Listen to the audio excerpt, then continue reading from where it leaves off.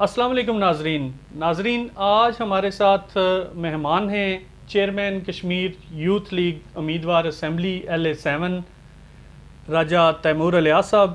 ناظرین 2016 میں الیکشن لڑ کے کم عمر ہونے کا اسمبلی میں اعزاز حاصل کیا۔ راجہ صاحب آپ سے میرا پہلا سوال ہے کہ آپ پنجیڑی سے بلانگ کرتے ہیں اور پنجیڑی میں زیادہ تر لوگ فورسز میں ہیں، بلکہ میں یہ کہوں کہ آپ کے والد صاحب بھی فورسز میں تھے، پولیس ڈپارٹمنٹ میں تھے۔ آپ نے سیاست جیسے مشکل سبجیکٹ اس کو کیوں چنا؟ اس کے پیچھے کیا وجہ ہے؟ بسم اللہ الرحمن الرحیم۔ سب سے پہلے تو میں STV اور آپ کا شکر گزار ہوں کہ آپ لوگوں نے مجھے ادھر بلا کے موقع فراہم کیا بات کرنے کا۔ دیکھیں، جہاں تک بات ہے اس میں کوئی شک نہیں کہ پنجیڑی کے لوگوں کی اکثریت ہے جو وہ فورسز سے وابستہ ہے، اور مجھے بھی یقیناً خواہش بھی بچپن میں رہی کسی فورس کو جوائن کرنے کی، اپنے والد کے نقش قدم پہ چلنے کی، لیکن جب میں نے ہوش سنبھالا، کیونکہ بچہ تو ایک بے شعور ہوتا ہے، تو جب میں نے ہوش سنبھالا تو مجھے اور بہت کچھ معاشرے میں چیزیں نظر آئی، جس کے بعد میں نے اپنا فیصلہ جو وہ تبدیل کیا، اور 2011 میں کشمیر یوتھ لیگ کے نام سے میں نے ایک پلیٹ فارم قائم کیا۔ اس کا بیسک کالج لائف میں نہیں، آفٹر کالج میں نے جب کالج سے اسٹڈیز کمپلیٹ کر لی اس کے بعد، ٹھیک ہے، تو وہ کہتے ہیں شیخ سعدی کا قول ہے کہ خدا تک پہنچنے کے بہت سے راستے ہیں، تو ایک راستہ ان میں سے ہے کہ اس کی مخلوق کے ساتھ بھلائی کی جائے۔ تو میں نے بھی یقیناً یہی راستہ چنا، اور میرے والد محترم ہیں جو انہوں نے بھی ریٹائرمنٹ کے بعد اپنی جو زندگی ہے وہ خدمت خلق میں گزاری۔ مجھے بڑے فخر سے میں ہر جگہ بتاتا ہوں کہ میرا شجرہ نسب اگر دیکھیں، میرے دادا مرحوم، میرے نانا مرحوم، ان لوگوں نے اپنی زندگیاں وقف کر رکھی تھی خدمت خلق کے لیے۔ تو میرا شوق تھا کہ میں اپنے دوسرے لوگوں کو فائدہ پہنچا سکوں، جو مجھ سے کم تر ہیں ان کے میں کام آ سکوں۔ تو الحمدللہ اللہ نے مجھے اس قابل بنایا، مزید میں بہتری اپنے میں لا رہا ہوں، جو میرے سے ہو سکتا ہے میں ان کے کام آتا ہوں، اور مزید انشاءاللہ تعالیٰ آتا رہوں گا۔ رائے صاحب، سیاست میں ابھی آپ کا لائے عمل کیا ہوگا؟ لائے عمل آج میں تھوڑا سا واضح کرتا چلوں کہ میں بھمبر آیا تو وہ ایک عوامی اتحاد کے نام سے ایک گروپ نے تشکیل دیا ہوا ہے، جو کہ ان سے میری میٹنگ ہے کچھ دیر کے بعد، اس میں کچھ بات چیت کروں گا، اس کے بعد میں فیصلہ کروں گا۔ جہاں تک اگر آپ یہ پوچھنا چاہ رہے ہیں کہ آیا میں آگے الیکشن میں حصہ لے رہا ہوں یا نہیں، سیاسی تو وہ تو انشاءاللہ تعالی ہر صورت میں الیکشن کوشش کریں گے آپ کے دوبارہ بھی حصہ لیں۔ جی ٹھیک ہے رائے صاحب، بھمبر میں جو سیاسی صورتحال آپ دیکھ رہے ہیں، یا ہمارے جو یہاں پہ بھمبر میں سیاسی شخصیات موجود ہیں، آپ ان سے کس حد تک مطمئن ہیں؟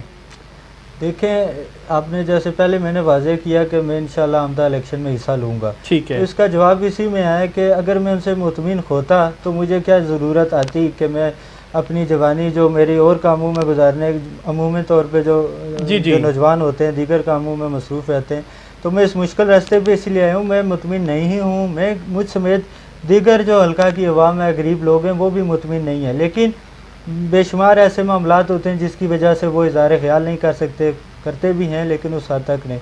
تو یقیناً میں مطمئن نہیں ہوں، اسی لیے میں الیکشن میں بھی حصہ لوں گا، اور انشاءاللہ تعالی کوشش کروں گا کہ ایک چینج لایا جائے۔ میرا جو نظریہ، جو میرا منشور ہے، کوئی کمپلیکیٹڈ نہیں ہے، نہ ہی کوئی 50 شرطوں پہ مشتمل ہے، ٹھیک ہے، میں صرف غریب کو عزت دلوانا چاہتا ہوں معاشرے میں جو کہ وہ کھو بیٹھا ہے۔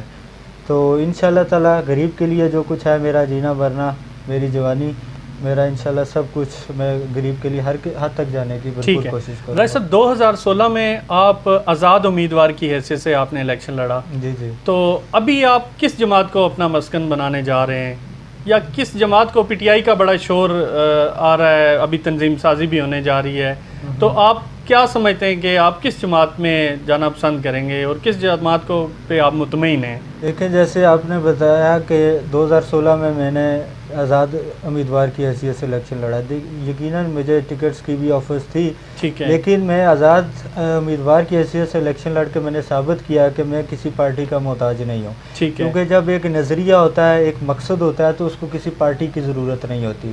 یہ کچھ ہمارے معاشرے میں ایسی روایات بن چکی ہیں کہ پیسہ اور پارٹی ٹکٹ اور ان چیزوں کے بغیر آپ الیکشن نہیں لڑ سکتے۔ میں ان سب چیزوں کے اگینسٹ چل رہا ہوں۔ ٹھیک ہے، آپ ان سے مبرہ ہیں؟ مجھے اس سے غرض نہیں ہے، میرا مقصد ہے، ایک مشن ہے، ایک منشور ہے جس کو میں لے کے چل رہا ہوں، وہ صرف اور صرف غریب ہے۔ اس کے لیے نہ تو مجھے کسی پارٹی کی ضرورت ہے، نہ ہی کسی ٹکٹ کا محتاج ہوں، اور نہ انشاءاللہ تعالیٰ کبھی ہوں گا. کیا سمجھتے لیکن ہیں آپ اگر کو جی عوامی مینڈیٹ حاصل ہو جائے گا پارٹی کے بغیر؟ دیکھیں میرا کام ہے الیکشن لڑنا, میں اپنا فرض ادا کروں گا. جہاں تک عوام کی بات ہے وہ مجھے ووٹ کرتے ہیں یا نہیں کرتے یہ ان کے اختیار ہے. آپ کوشش کو جاری رکھیں گے؟ میں کوشش کروں گا, اپنی آواز ان تک پہنچاؤں گا, اپنا کام ان تک پہنچاؤں گا.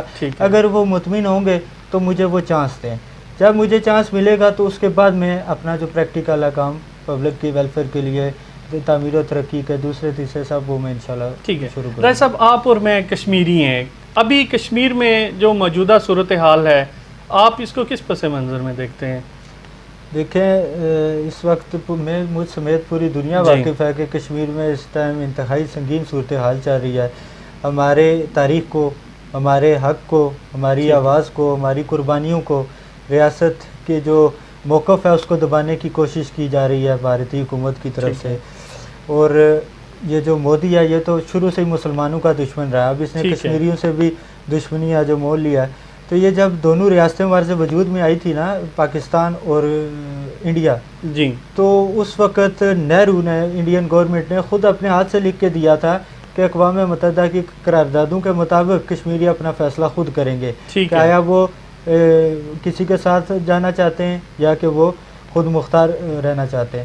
لیکن آج بھارت ہے جو وہ اپنی اس بات سے بیک آؤٹ کر گیا, اور آپ کے سامنے ہے سب کچھ. ہمارے جو قربانیاں ہم نے دی ہیں کلومیٹروں کے حساب سے ہمارے قبرستان ہیں اس مسئلہ پہ, تو اس کو کیسے دبایا جا سکتا ہے؟ یو این اوز ہیں, دوسرے ادارے ہیں, وہ میں تو سمجھتا ہوں کہ ابھی تک سوئے ہیں, ان کو حرکت میں آنا چاہیے تھا. اور جتنی ہم نے قربانیاں دی ہیں یا دے چکے ہیں یا آگے دیں گے انشاءاللہ تعالیٰ, تو زندگی موت تو اللہ کے ہاتھ میں ہے. تو یہ مودی کو جان لینا چاہیے کہ ہم 1 انچ بھی جو مٹی کا ٹکڑا ہے نا انشاءاللہ تعالیٰ وہ نہیں اس کو جانے دیں گے, انشاءاللہ ہر حد تک جائیں گے. آپ مجھے یہ بتائیں کہ گورنمنٹ آف پاکستان اور جو ہماری گورنمنٹ آف آزاد کشمیر ہے, اسی سیٹ اپ میں رہتے ہوئے کیا آپ کشمیر کو آزاد دیکھ رہے ہیں؟ میں جہاں تک پاکستان گورنمنٹ کا آپ نے سوال پوچھا تو انہوں نے کچھ ایسے اقدامات لیے جن سے میں مطمئن ہوں, لیکن مجھے بڑے افسوس کے ساتھ اس بات کو پھر آپ کٹ نہ کریے گا اگر آپ نے سوال پوچھ لیا ہے تو افسوس ہے تھوڑا. کچھ مقام پہ ایسی ہوئی ہے پاکستان گورنمنٹ کی طرف سے جو مایوس کن تھی.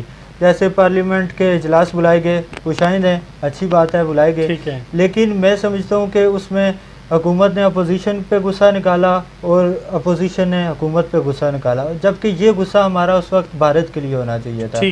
اس کے ساتھ بے شمار ایسی باتیں ہیں جن سے میں مایوس ہوں, مجھ میں دیگر کشمیری بھی مایوس ہیں, لیکن ہوپ فلی کہ اللہ تعالیٰ ہماری مدد کرے تو شاید کوئی معجزہ ہو جائے یا کچھ ایسا ہو. آزاد کشمیر گورنمنٹ کی جو ہے نا بات رہ گئی, میرے خیال میں آپ پردہ ڈالنا چاہ رہے ہیں؟ نہیں پردہ نہیں ڈالنا چاہ رہا ہوں بالکل بھی. میں اب فیس بک کے ذریعے, سوشل میڈیا کے ذریعے بھی اپنی آواز اٹھاتا رہتا ہوں. میں کسی کا نہ پابند ہوں نہ ہی میں غلام ہوں. تو میرا جو رائٹ ہے میرے بطور کشمیری وہ میں کیوں نہیں حاصل کرنے کے لیے, بے شک وہ کوئی بھی گورنمنٹ ہو, تو میں اس کے لیے بولوں گا, اس کے خلاف آواز اٹھاؤں گا, اس کی تنقید برائے درستگی کروں گا. تو اللہ کرے گا انشاءاللہ تعالیٰ, انشاءاللہ کشمیر ہمارا آزاد ہوگا. بہت شکریہ رائے صاحب آپ کا. جی ناظرین آج آپ نے پروگرام دیکھا, اپنی قیمتی آراء سے ہمیں ضرور آگاہ کیجیے گا. اپنے میزبان ہارون رشید کو اجازت دیجیے.